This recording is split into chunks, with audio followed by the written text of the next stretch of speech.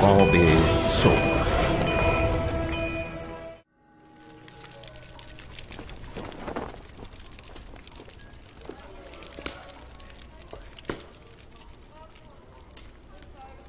کاپیتان رودریگو رو میشناسین؟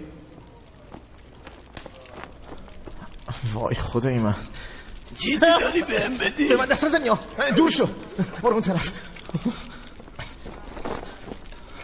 رئیس، شما که میدونی من تا آخر عمر باهات میمونم، ولی واقعا فکر میکنی کسی که عقل تو کلش باشه میاد تو همچین جایی پر از جزامی مخفی بشه؟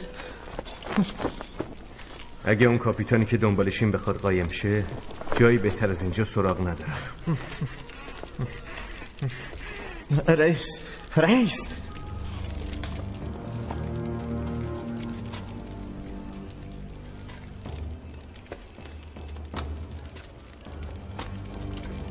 هی رئیس، این مرده رو ببین، پس دماغش کو؟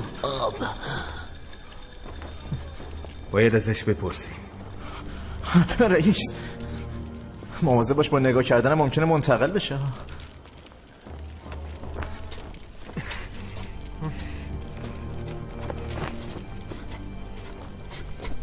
کاپیتان رودریگو رو میشناسی؟ خواهش میکنم بهم آب بدی. ساتور، بهش آب بده. آب ندارم، ولی یکم شراب هست، به دردت میخوره. بگیر.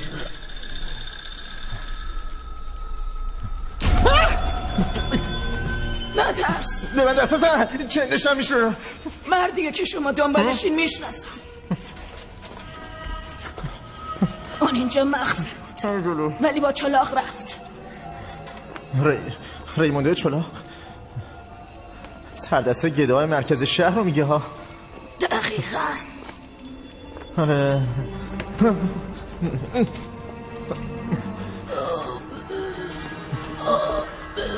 آبم کجا بود؟ منمون کن.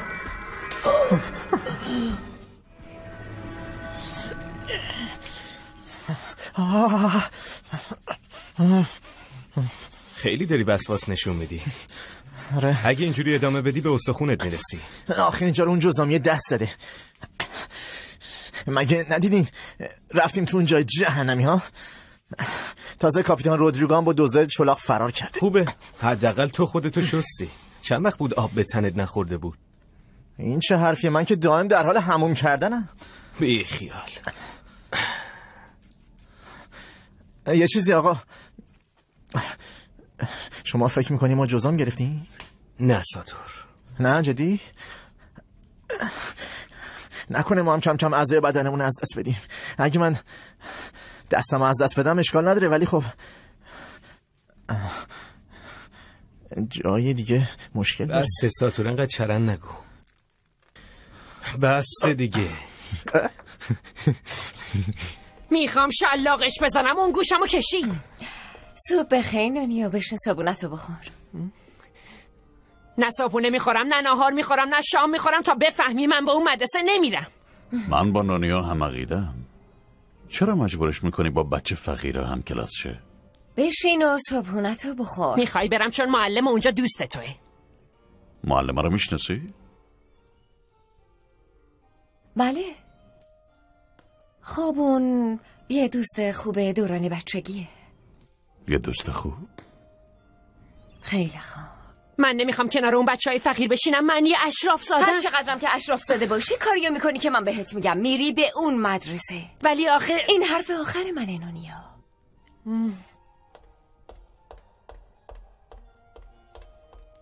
با تو هم بیا جلو.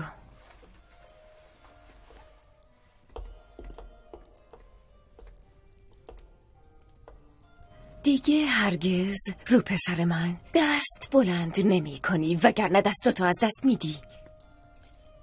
متوجه شدی که چی میگم؟ صبح بخیر آلونسو. صبح بخیر. قاشقاتو بردار بیا، زود باش. یه آبگوشت خوشمزه پخته. چی آبگوشت؟ منظورت آب داغه دیگه نه؟ آب داغ چی بچه؟ صبح بخیر پسرم. آبگوشته. این استخون گوشتم حداقل واسه ستامون کافیه. ببین. خب پس واسه من نریز، ممنونم. خب حالت خوبه؟ خوبم، فقط گشنم نیست. تا وقتی غذا هست بخور دیگه، چون بعدش معلوم نیست چی میشه ها. بخور. با معده خالی مدرسه نمیری، پس بشین و صبحونتو بخور باشه؟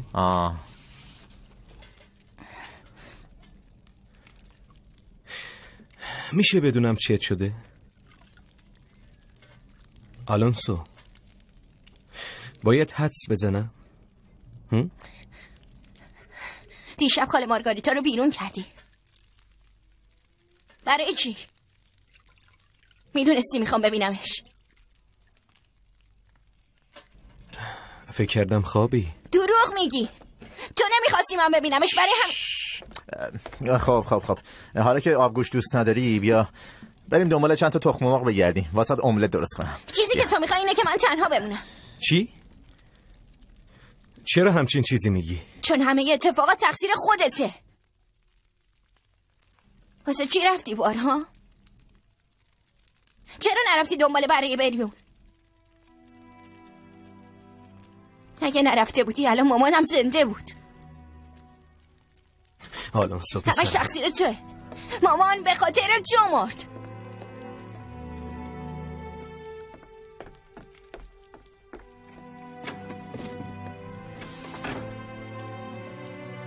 اشکال نداره.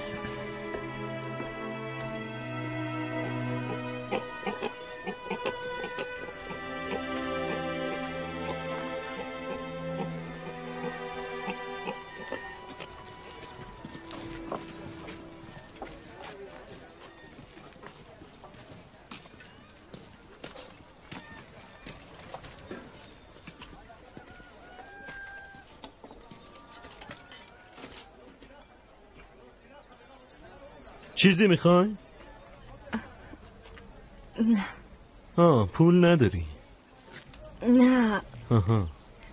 باور کنین من بهترین خیاط این رام. میتونم هر لباسی که خواستین بدوزم، حتی برای بچه هاتون. خب مطمئنم که لباس پاره دارین. من میتونم درستش کنم. زنم این کارا رو میکنه. برو. زن شمام خوبه، اما من بهترم. باور کنین میتونم از پسش برمیام.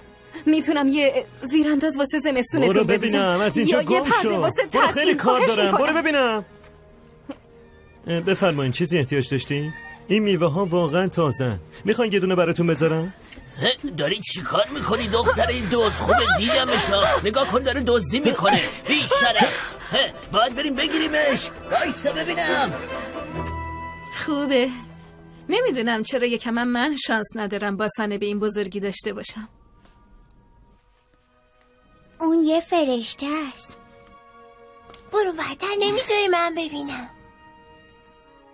من میگم یه ذره گنده بکش، یعنی یه جوری که خیلی گنده باشه، اونطوری بهتر فروش میره. کیه؟ منم کاتا. به نظرت این لباسه یکم تنگ نیست؟ اون میگه خوشش نمیاد، ولی من بهت میگم که فقط کمرش تنگه. چه شده؟ معمولا بعد از زایمان آدم دوباره با بابا دعوا کردی؟ ازش متنفرم. زود باش تمومش کن دیگه. امروز با هم میای نقاشی ها رو با هم دیگه بفروشین؟ حوصله ندارم کابی. بیا دیگه زود باش. بیا یه کار جدید بکنیم.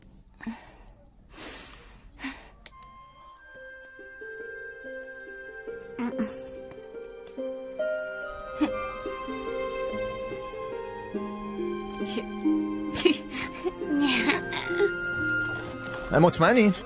ولی الان موقع مناسبی واسه رفتن و گشتن دنبال یه چلاق ولی نیست. من میتونم پیداش کنم. میدونم که میتونی، ولی خب یه خود فکر کن. به نظرت خطرناک نمیاد؟ ساتور عزیزم راههای دیگه هم واسه خودکشی هست. اگه اون راست بگه چی؟ زن شما چون شما دیر رفتی خونه نمرد. زن شما مرد چون باید اینطور میشد. اگه من دیر نمیرفتم خونه اون الان زنده بود. حق با آلونسو. نه هیچ وقت نمیشد فهمید. هر اتفاقی که واسه یکی میفته ربطی به کسی دیگه ای نداره. باور نمیکنی؟ وگرنه من تا حالا پادشاه بودم. پسرتون عصبانی بود. خب به خاطر اتفاقاتی که افتاده اون داره درد میکشه. دقیقاً خود کلمه درد، دال موضوع همینه. بس کن به هم اعتماد کن، من درستش میکنم. یه ساعت که بگذره همه چی فراموش میکنه. مگه نمیبینی اون همزی بچه است؟ یکم صبر داشته باش، همه چی درست میشه، باور کن. نمیدونم، همین الان باهاش حرف میزنم. تو مدرسه گیرش میارم و باهاش حرف میزنم. رئیس چیه؟ چلاق.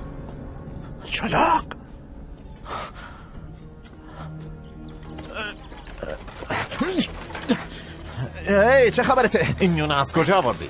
حتما دزدیدینشون، نه؟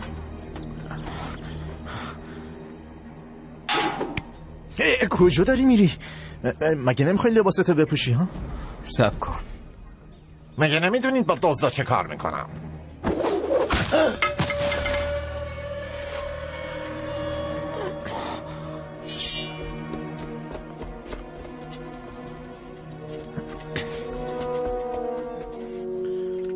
چطوری این کارو کردی؟ حرف نزن. آدم مشکوکی ندیدی؟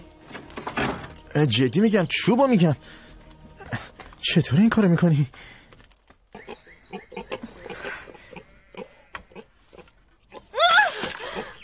لعنتی.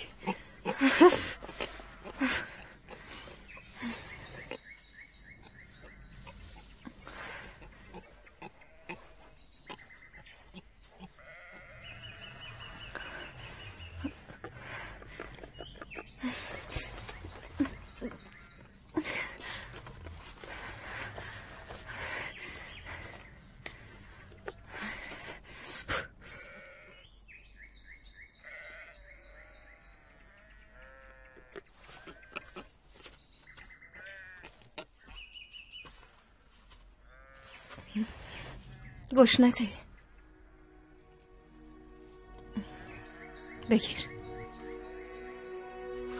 بگیرش.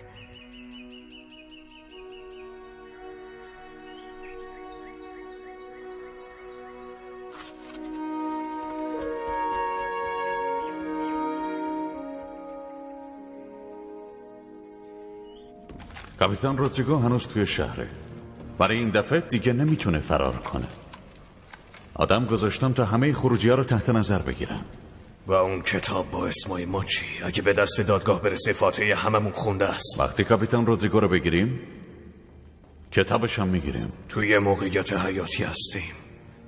سلسله اتریشیا داره تموم میشه و ما باید از مرگش مطمئن بشیم. نگران نباش، زیاد نگران این موضوع نباش. پادشاه از بین میره و ما کاندیدای خودمونو جایگزینش میکنیم. اینو بهتون قول میدم.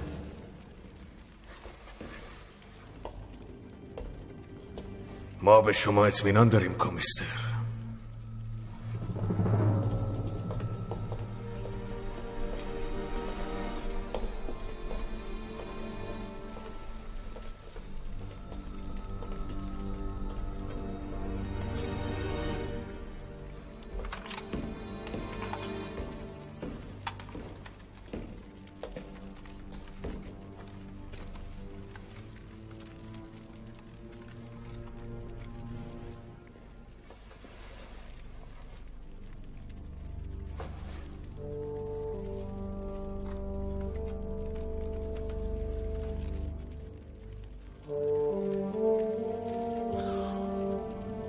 باید کاپیتانو بگیری.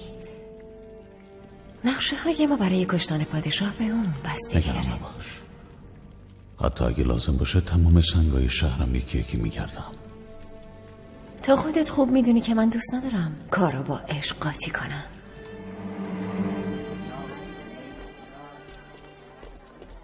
رسیدیم آقای نونیو.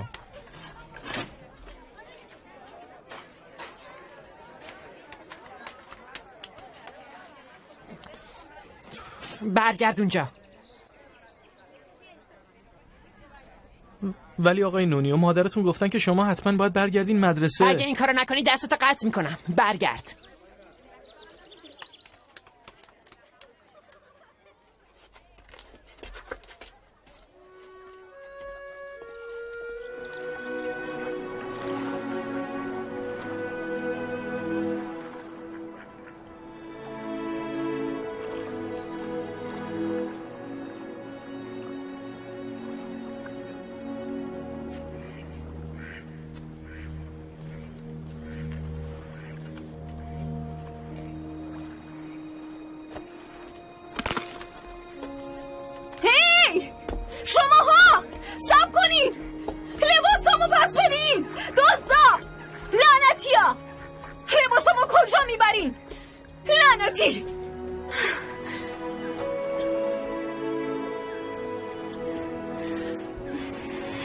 چرا قیافش اینطوریه؟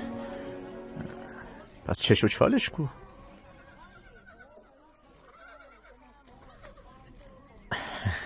بچه ها بیاین سر کلاس. برو دیگه خوانیا بجو. صبح بخیر. خیلی خوب بچه ها کلاس شروع میشه. خیلی خوش اومدید. یه چیزی این نمیدونم چرا اینجوری شده. اون استخون رونه ساتور. واقعا؟ آره پاهاشو جای دستاش گذاشتی. خب پس من نمیدونستم واقعا. خیلی خوب بذار همونطوری بمون. باشه هرچی تو بگی. ولی خب شبیه دوست دختر سابقم شده.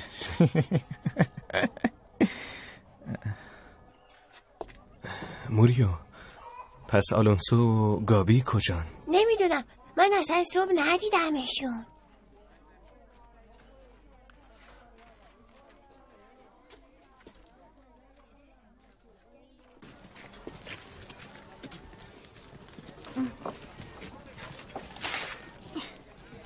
شما بردارین.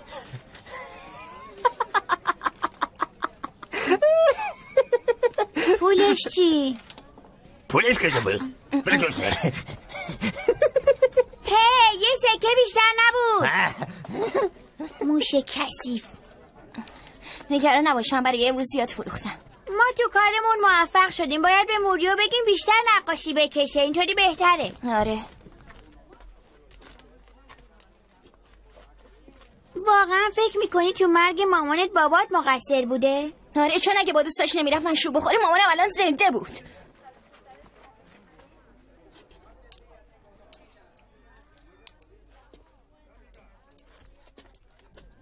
ببین بیا بریم بار پرخیل و درآمد امروزمون رو اونجا جشن بگیریم. بیا دیگه. ولی اونجا که بچه ها رو راه نمیدن. چرا رامون ندن؟ ببین یه عالمه سکه داریم با اینا میتونیم بریم تو. بیا دیگه برو بریم.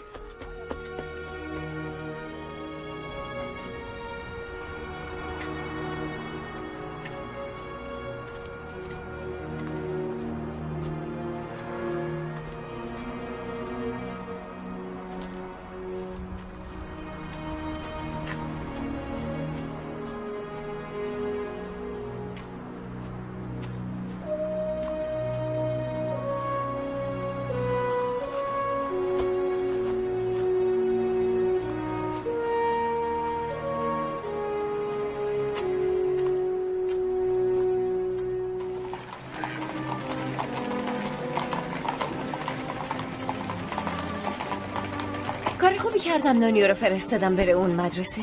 اونجا مثل خوکدونی میمونه. با تمام احترامی که براتون قائلم خانم مارکیز، پسر منم به همون مدرسه میره. ما فقیریم اما تمیزیم. هیچ معلمی تا حالا نتونسته نظم و انضباط و یاد نانیو بده. نمیدونم باید باهاش چی کار کنم. گونزالو آدم با کفایتیه خانم. نگران نباشین اون معلم پسرتون بشه. اینجوری برای تربیت پسرتون بهتره. دروش کشی سریعتر برو. نمیتونم سر صدا رو تحمل کنم. خیلی ترقه طرق میکنه.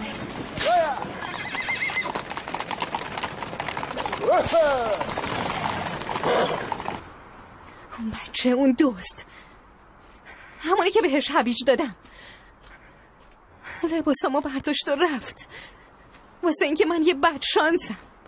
خدای من.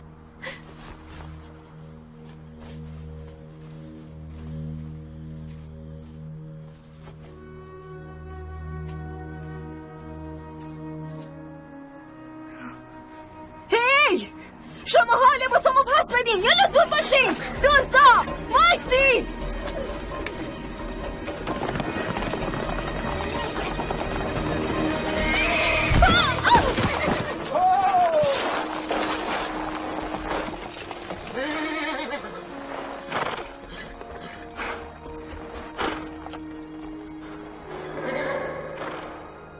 خیلی خوب.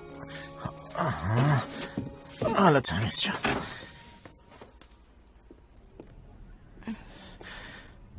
بیا که دیگه وقتشه. باید پدرتو خوشحال کنی. چته پسر؟ هی آلونسو چه مرگت شده؟ زودتر حرف نزن خواهش میکنم. تو مشروب خوردی؟ نه خدا. بوی گندش داره خفن میکنه. تو چطوری این کارو کردی؟ بیا بشین اینجا. بشین ببینم. دهنتو باز کن ببینم. نه آلونسو این دهنو باز کن. ای خدا لعنت بر شیطون. آخه چرا این کارو با خودت میکنی؟ خواهش میکنم ساتور تکونم نده بالا میارم. اگه پدرت بیاد هم تو رو دعوا میکنه هم منو بیرون میکنه. فهمیدی؟ ساتور باشو بیا برو تو. ساتور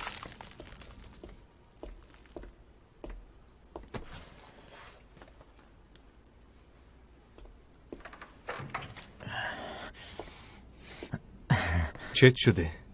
راستش حالت تهوع دارم. حالت خوبه؟ آره عالیه. هیچی نیست. پوست کردن سیب زمینی ها یه خورده طول کشید حالمو بد کرد. آلونسو تو اتاقشه؟ آره برم باش حرف بزنم. نرو خوابش عمیقه. میخوای باش حرف بزنی؟ با یه بچه خوابالو که نمیشه حرف زد که تازه راجب چی؟ یعنی چی راجب چی؟ میخوام بدونم حالش چطوره. چرا نیومده بوده مدرسه؟ ببخشید آقا ولی به اتفاقاتی که افتاده فکر کنین. اونو واسه دیدن خالش بیدار نکردین. سر میز صبحونم که با هم جر و بحث کردین. خب واسه همچین چیزات که مدرسه نیومده دیگه. به عنوان یه پدر اصلا این کار درست نی.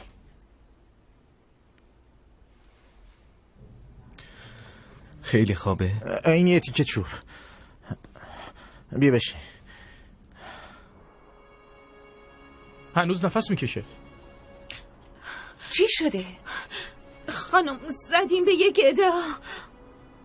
خوبه بذارینش کنار ادامه میدیم. اما خانم اون زخمی شده. شاید لازم باشه ببریمش پیش دکتر. دکتر؟ فکر نمی کنم لازم باشه واسه یه چیز علکی دکتر رو اذیت کنیم. بیاین بریم. گوش کن. بذارش عقب درشکی بدون اینکه مارکیز ببینه. وقتی رسیدیم قصری کارش میکنیم. نمیتونیم اینجا بذاریمش مگه نه؟ مواظب باش نبیندت.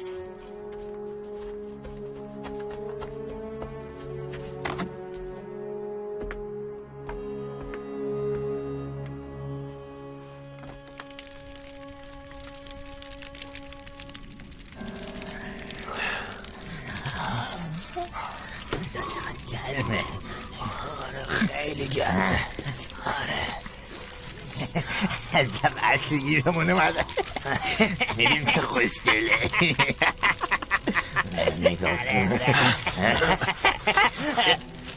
چت شده تو؟ این از کجا آوردی؟ پرسیدم این از کجا آوردی؟ نه نکشش. از یه بچه کنار مسافرخونه خریدیم. آره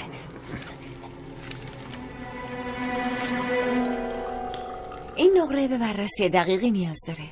میخوام حسابی برق بزنیم. چشم خانم. بگو اتاق خواب آماده کنن. این کالس که سواری کمرمو داغون کرد. چشم خانم.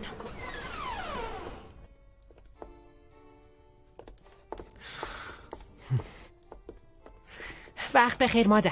شب بخیر عزیزم. چه خبر؟ مدرسه رفتی؟ خیلی خوب بود. خوب بود؟ خب از اونجایی که اون مدرسه مرکز پرورش شپشه و هم کلاسیای من همه فقیر و بوگندوان شانس آوردم که زنده موندم.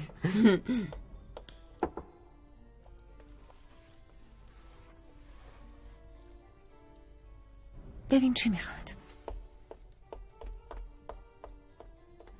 کاتالینا اون بیدار شده و چه اتفاقی افتاده؟ من رسیدگی میکنم. با تو حرف نزدم. حرف بزن بچه. اون گدایه بیدار شده و الان تو آشپزخونه است. گفتی گدا؟ کدوم گدا کاتالینا؟ همانی که امروز زدیم بهش. از دستور من سرپیچی کردی؟ چطور تونستی یه غریبه رو به قصر من بیاری؟ میدونی چه بیماریایی ممکنه داشته باشه؟ بله خانم فوراً ترتیبشو میدم. نه ولش کن. اول من و تو باید حرف بزنیم. این موضوع رو الان باید روشنش کنیم.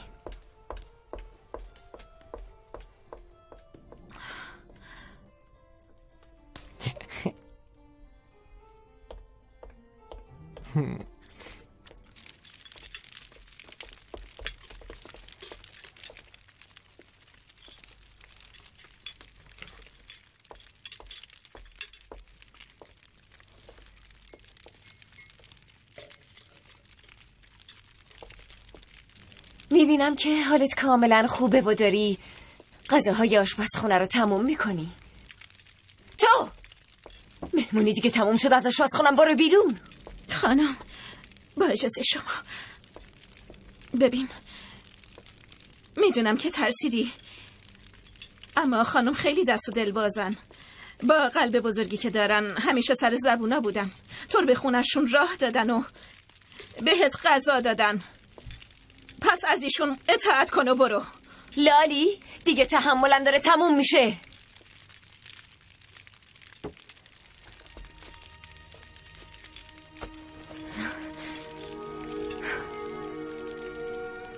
مارگاریتا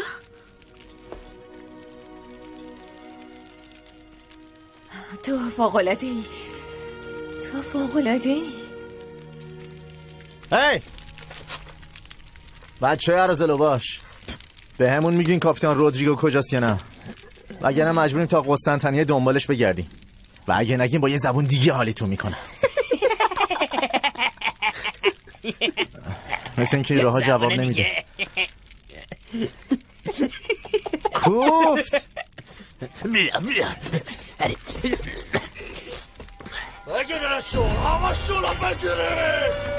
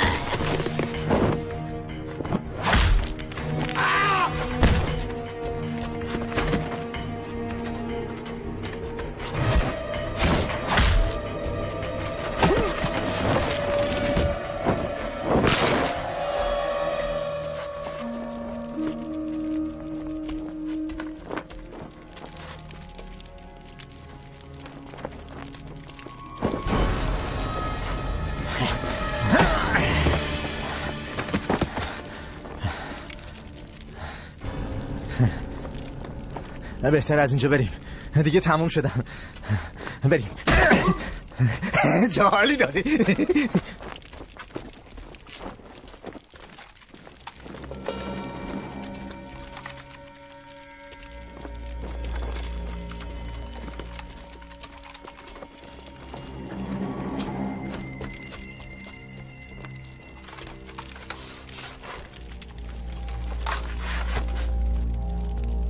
گده ها کجان؟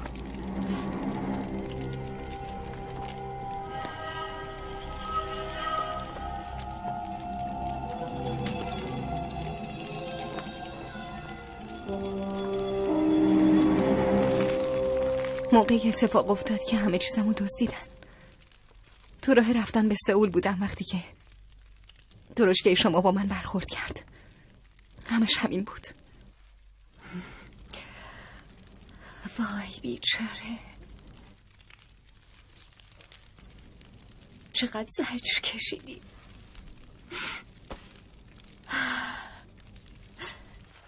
پس گونسالو از خونه بیرونت کرد. خب اونم دلایل خودشو داره، اینطور فکر نمی کنی؟ چرا همینطوره؟ نگران نباش، حالا دیگه بین دوستاتی، درسته کاتالینا؟ تصمیم گرفته شد. امشب و تو قصر میمونی، باید استراحت کنی. فردا دوباره صحبت میکنیم. خوشحالم دوباره میبینمت مارگاریتا، خیلی سال گذشته. کاتالینا بگو تخت خواب مارگاریتا رو آماده کنن، منم میرم بخوابم. بله خانم. امروز خیلی خسته شدم. کاتالینا حواست باشه هیچ کم و کسری نباشه. بله. شب بخیر. شب بخیر مارکیز.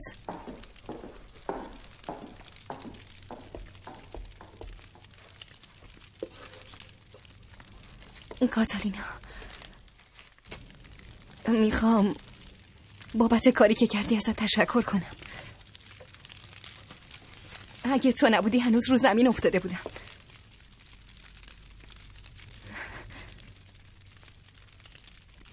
هرزه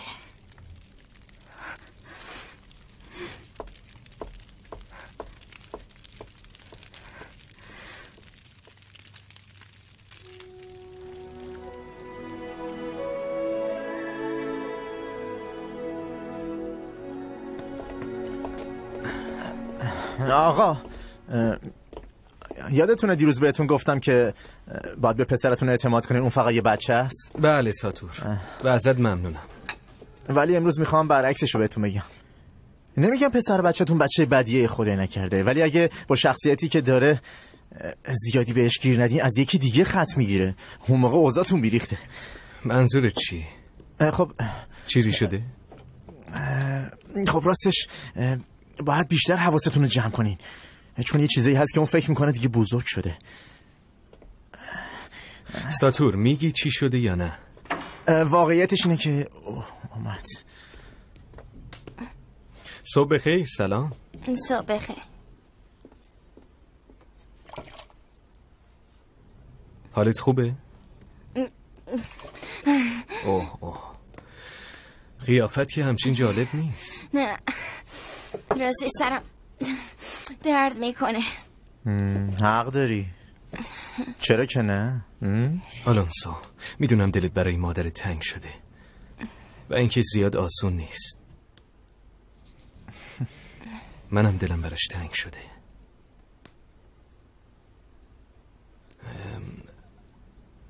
و میخوام بدونی عصبانی نیستم دیروز مدرسه نیومدی، ولی دیگه نمیخوام دوباره تکرار بشه. باشه؟ به نظرم یکم عصبانیت لازمه. هرچی باشه اون پدرته. پس صبونتو بخور، لباستو بپوش و تو راه مدرسه با هم حرف میزنیم. باشه؟ آخه من نمیرم مدرسه. آلونسو دیروز که نرفتی مدرسه یه چیزه و اینکه امروز نمیخوای بری یه چیز دیگه. من دیگه هیچ وقت مدرسه نمیرم.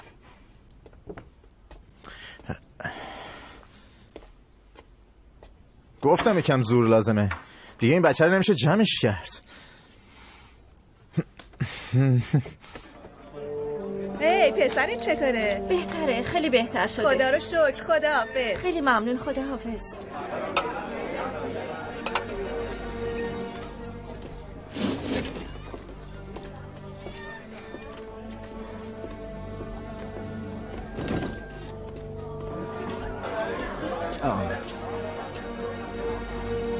چیزی میخواستی؟ این زنو میشناسی؟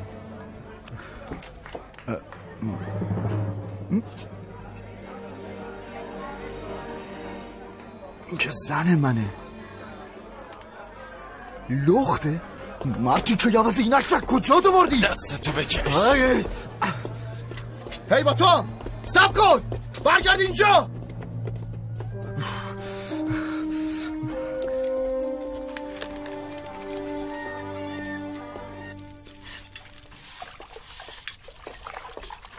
صبح بخیر. صبح بخیر. صبح بخیر خانم. خوب خوابیدی؟ خیلی خوب. به خاطر تمام کارهایی که داری میکنی ازت ممنونم لوکرسیا. میشه بقیه‌شو خودم انجام بدم؟ بگیر. نه کاتالینا، بذار کارشو بکنه. پایین تر. اونجا خوبه. پس برگشتیم چون خواهرزادت نامه فرستاد. آره. آلونسو خیلی ناراحته. من خیلی نگرانشم. دلش واسه مادرش تنگ شده. طبیعیه. اینطور فکر نمی کنی؟ هنوز چیزی از مرگ خواهرت نگذشته.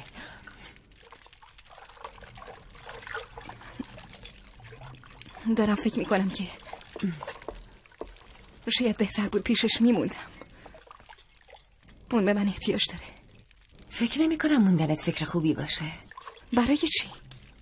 آلونسو یه بچه از و مادرش رو از دست داده. و گونسالو؟ اون نمیذاره تو از پسرش مراقبت کنی، واسه همین بیرونت کرد. تو چی فکر میکنی کاتالینا؟ منم کاملا با شما موافقم. این یه نصیحت دوستانه است. مطمئنا تو آزادی هر کاری که میخوای انجام بدیم. کاتالینا برای سفرت هر چی که لازمه رو میده. قبل از رفتنت بیا همدیگه رو ببینیم، مثل دفعه قبل نکن. بدش به من.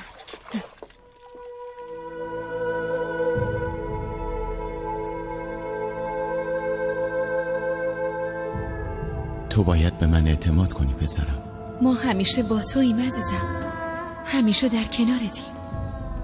به من قول بده که هرگز دیگه این کارو تکرار نکنی.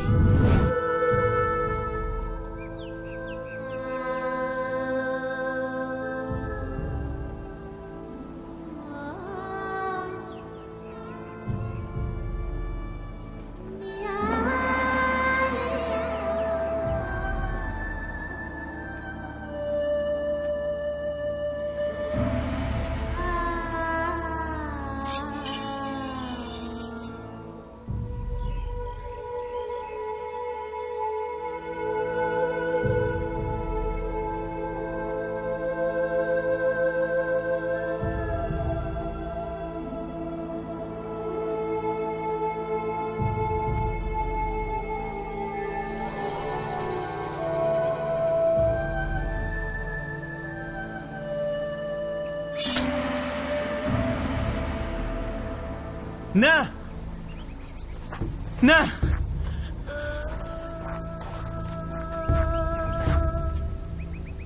چی کار کردی گونسالو؟ چی کار کردی؟ خدای من.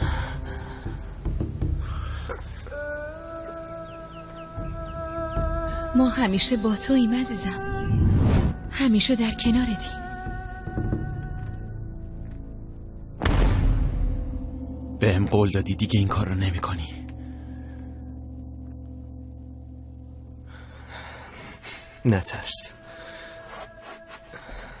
دیگه ازش استفاده نمی کنم. توی اون موقعیت یه لحظه هم شک نکردی؟ اون موقع پدر و مادرم رو دیدم،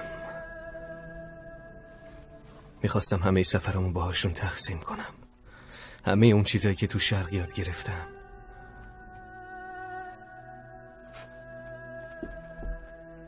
چرا بیرونش آوردی؟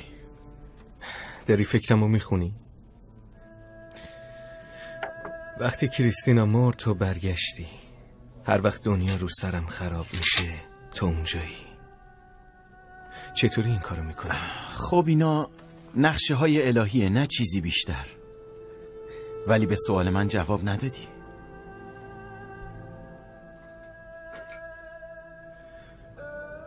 میخواستم یه نگاهی بهش بندازم. فکر کنم امروز روز خوبی نیست. روابطم با پسرم هر بار سخت‌تر میشه. اون داره از دستم میره آگوستین، داره از دستم میره. من پدر خوبی نیستم. تو برای اون پدر خوبی هستی، حتی اگر شک کنی.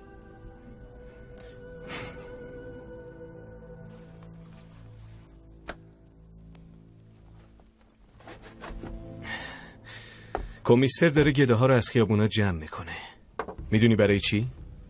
تنها چیزی که میدونم اینه که اونا رو از شهر بیرون میکنه، طرف گردشگاه، به سمت جنوب. به سمت جنوب.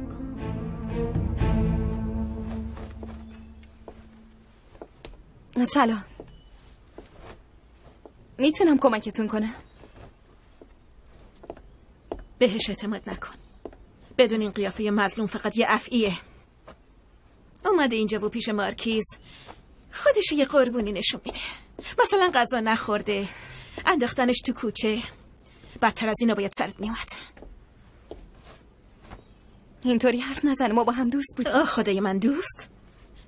میدونی اون با گونزالو چی کار کرد؟ با اون معلم اونو شیفته خودش کرد. واسه همین تصمیم گرفت با اولین اشراف زاده‌ای که سر راش قرار میگیره بهش خیانت کنه. این واقعیت نداره. اون فقط یه بچه بازی بود که اون حسودی کنه. بله البته وقتی گونزالو اونو دید که داره با یکی دیگه خوشگذرونی میکنه از حسادت دیوونه شد. با اون اشراف زده دوئل کرد و اونو کشت. مجبور شد فرار کنه تا نکشنش. اون فقط یه بوسه بود کاتالینا، یه بوسه دیگه. من باور نمیکنم. اما این آخر ماجرا نبود. درست نمیگم مارگاریتا؟ بهش بگو. بس کن. بهش بگو. بس کن. بهش بگو. خفه شو. من فقط 15 سالم بود کاتالینا. نمیدونستم چه اتفاقی میفته.